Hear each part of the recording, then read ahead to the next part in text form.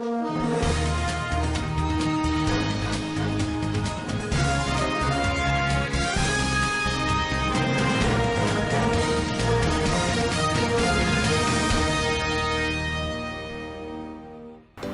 à tous et merci de nous avoir vu un jour de plus.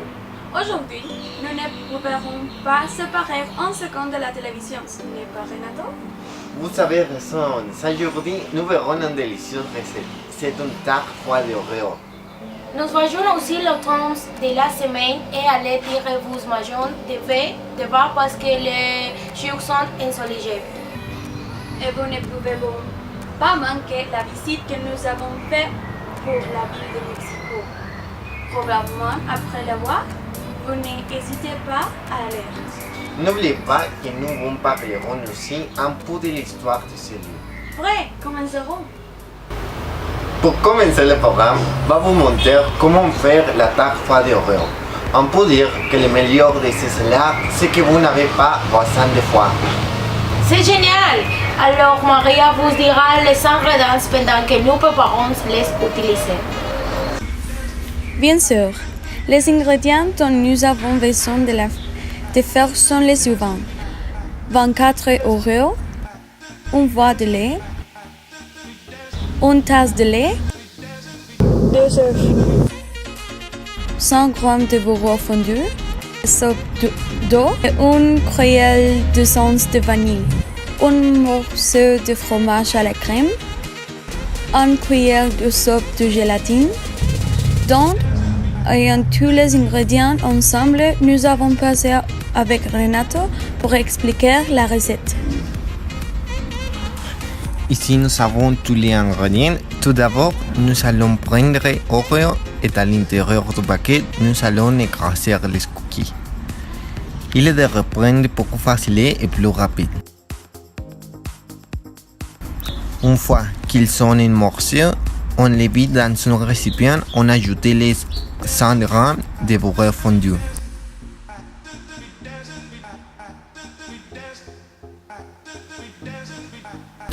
On mélange tous les très bien.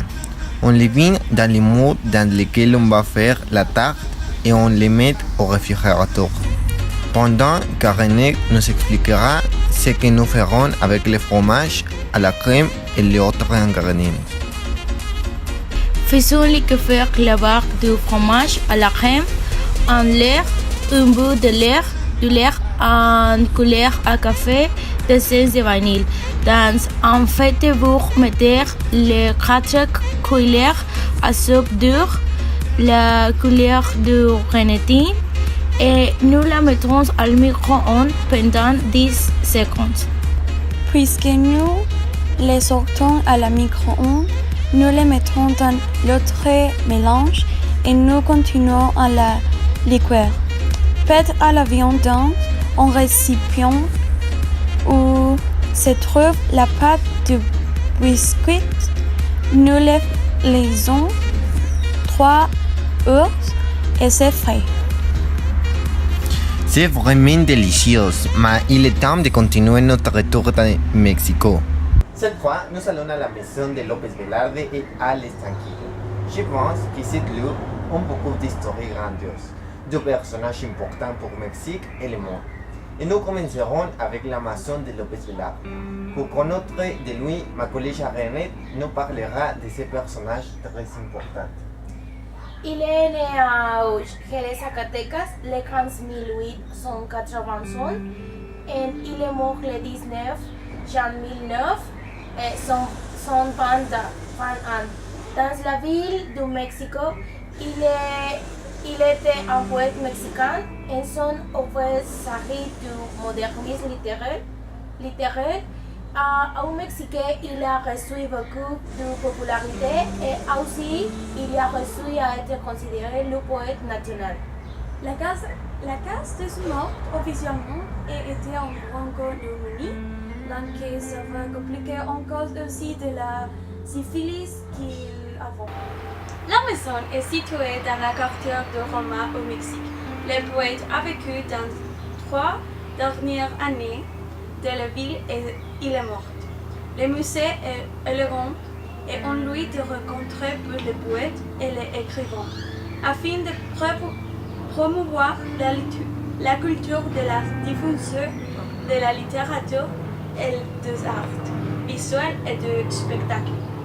L'environnement de la maison musée du poète de bibliothèque dédiée aux poètes Efraín Huerta et Salvador Novo, une salle polyvalente et un café appelé Las Hormigas, une unité de séminaire et un tailleur de la galerie.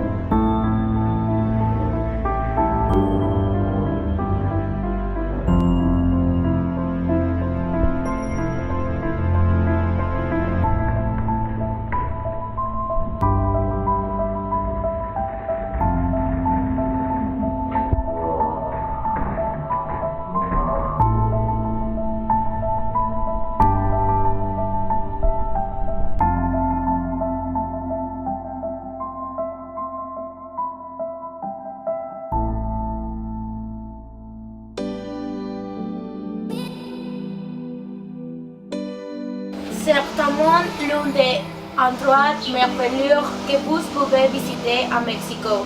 Idéal pour passer un week-end à la découverte de l'un des nombreux musées qui se trouvent dans cette ville.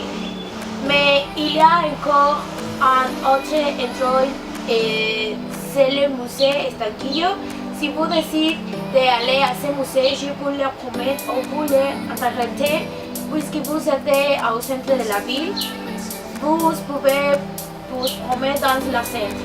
Bien sûr, ce musée appelé la collection personnelle de l'écrivain Carlos Monsiváis et comprend des peintures, des photographies, des jouets, d'albums, de calendriers, de la publicité et des livres. Un mélange parfait que vous ne pouvez pas manquer. L'idée du musée a été soutenue par Rafael Barra, Carlos Pagna, Carlos Slim, ensuite le chef de gouvernement Andrés Manuel López Obrador. Le nom a été donné par Carlos Monsiváis puisque sa collection couvre tant d'objets semblables. Et ce musée est situé dans l'environnement d'Esmeralda et après la bijouterie d'Esmeralda, l'histoire civile et la campagne à la fin du 19e siècle. Alors, n'hésitera pas à aller. Maintenant, nous allons vous montrer quelques petites vidéos des deux musées et ensuite nous continuerons avec la météo.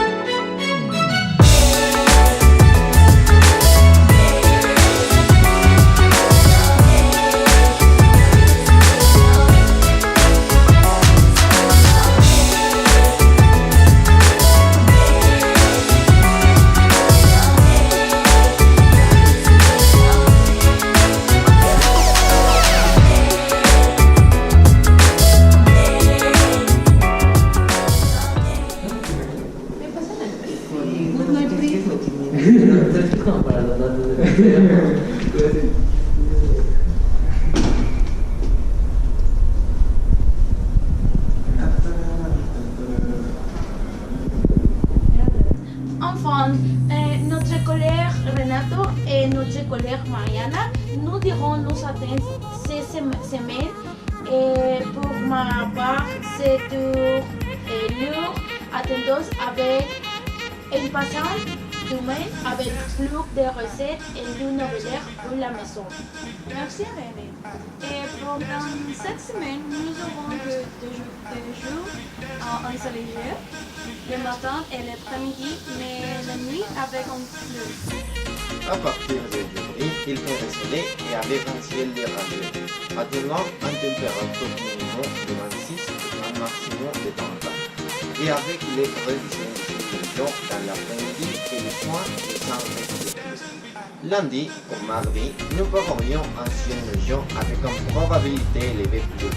Aujourd'hui, une température minimum de 23 et un maximum de 26. Mais ne soyez pas tristes, parce que ma reine nous dira puis nous atteint le jour au soir. Bien sûr, il n'est pas pourquoi s'inviter en devenir triste. Puis, les jours jeudi et vendredi, un jour soleil nous attend avec un minimum de température de 26 ou 13 centigrades et maximum de 32 centigrades. Et pour le week-end, une température minimum de 27 et maximum de 30. La majorité de ces semaines, nous aurons jour de rayon avec un ciel clair. Nous espérons que vous en profitez beaucoup. Merci beaucoup et c'est tout par aujourd'hui. Nous espérons que vous avez bien aimé le programme d'aujourd'hui à l'école.